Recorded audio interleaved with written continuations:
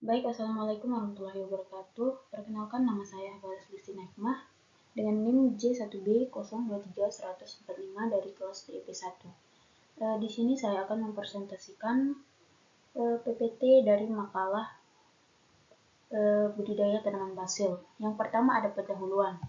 Nah, di sini tanaman basil adalah rempah-rempah yang memiliki aroma khas dari daunnya dan sering digunakan dalam masakan. Tanaman ini tidak dapat tumbuh di musim dingin di daerah subtropis karena suhunya rendah dan hari yang pendek. Budidaya basil memerlukan sinar minimal 6-8 jam per hari dan umumnya dilakukan di luar perkotaan karena keterbatasan lahan dan cahaya di perkotaan. Ralat umumnya tidak dilakukan di luar perkotaan karena keterbatasan lahan dan cahaya di perkotaan. Pertanian indoor seperti Farm One di New York memungkinkan budidaya tanaman vertikal sepanjang tahun. Budidaya basil secara indoor dengan sistem hidroponik merupakan solusi untuk keterbatasan lahan di daerah perkotaan. Sistem indoor yang farming terus berkembang dengan teknologi pencahayaan, pengendalian suhu, kelembapan, dan lainnya. Setiap tanaman memiliki syarat tumbuh yang berbeda dan syarat tumbuh harus dipenuhi agar tanaman dapat tumbuh dan berproduksi optimal.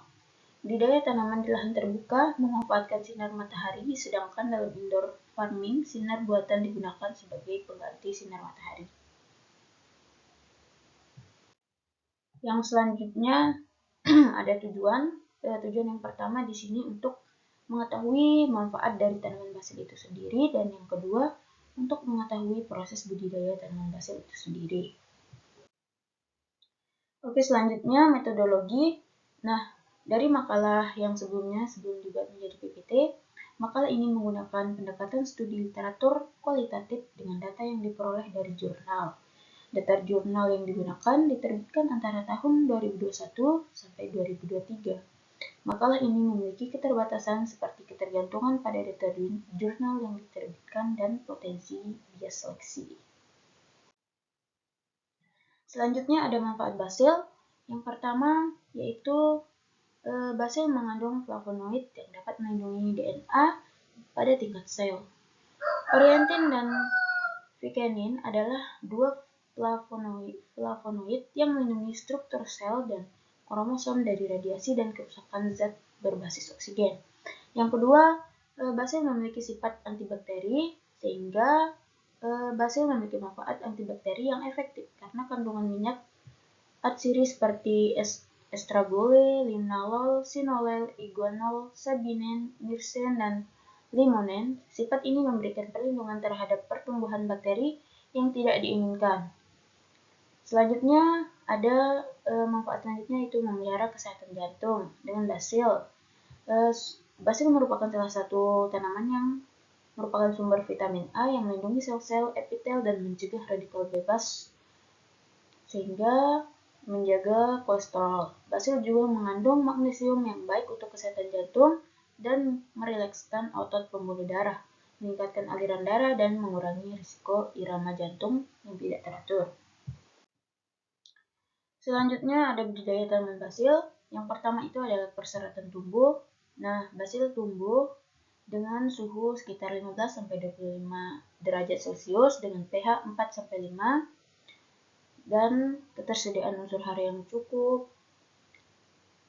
Sebaiknya tanaman basil tidak ditanam di musim hujan karena akan berisiko terserang jamur, dan basil dapat menguning akibat serangan jamur saat musim hujan.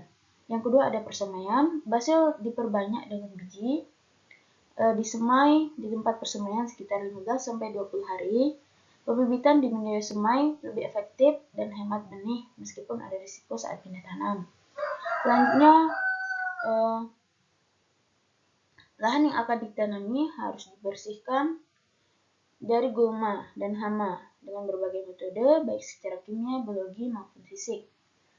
Lalu, jika pH tanah rendah, maka akan ditambahkan kapur dolomit dan bedengannya dibuat setinggi 30-40 cm dengan lebar 100-120 cm dan parit 50-70 cm. Arah pembuatan piringan sebaiknya dari timur ke barat untuk mendapatkan cahaya penuh. Selanjutnya ada penanaman. Saat akan melakukan pindah tanam, basil perlu pemeriksaan lahan terlebih dahulu agar pertumbuhan maksimal. Basil dipindah tanam setelah 15-20 hari persemaian dan ditanam dengan jarak 30-50 kali 30 cm atau 30 kali 50 cm. Pengaturan jarak tanam sangat penting agar pertumbuhan basil optimal. Hindari jarak terlalu dekat. Jika ada bibit yang mati, lakukan penyiraman dengan bibit baru. Selanjutnya ada pemeliharaan. Pemeliharaan tanaman basil mirip dengan tanaman sayur lainnya, yaitu termasuk penyiraman pagi dan sore hari, memberikan pupuk yang mengandung nitrogen tinggi dengan konsentrasi 1 gram per tanaman. Penyiangan dan penanganan OPT atau organisme pengganggu tanaman. Selanjutnya ada panen. Basil biasanya dipanen sekitar 1 bulan tanam dengan memetik daun hijau segar dan sempurna dekat pucuk, dan basil digunakan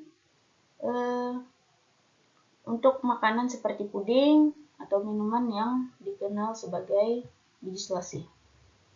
Selanjutnya ada pasca panen. Basil yang dipanen dimasukkan ke dalam kantong plastik bening sebagai wadahnya, dan basil harus dipanen dalam keadaan segar karena konsumen membutuhkan basil yang segar. Sebelum ditimbang, basil diperiksa kembali untuk memastikan tidak ada daun yang cacat agar konsumen puas. Nah, yang terakhir itu ada kesimpulan. Jadi kesimpulan dari makalah yang sudah saya buat yaitu tentang budidaya tanaman basil. Itu basil adalah tanaman herbal dengan nama ilmiah Ocimum basilicum yang dikenal secara internasional sebagai bahan makanan dan memiliki berbagai manfaat kesehatan seperti untuk kecantikan, kesehatan jantung, pereda stres, antibakteri, dan pengobatan flu, sakit kepala, serta keluhan lambung. Basil digunakan dalam masakan sebagai daun segar untuk lalapan, teh herbal, bubuk kering, atau campuran ramuan obat. Proses budidaya basil meliputi persemaian benih, pengolahan lahan, penanaman, pemeliharaan, panen, dan pasca panen yang sangat penting untuk hasil yang maksimal. Baik, mungkin itu saja presentasi dari saya. Lebih kurangnya saya mohon maaf. Wassalamualaikum warahmatullahi wabarakatuh.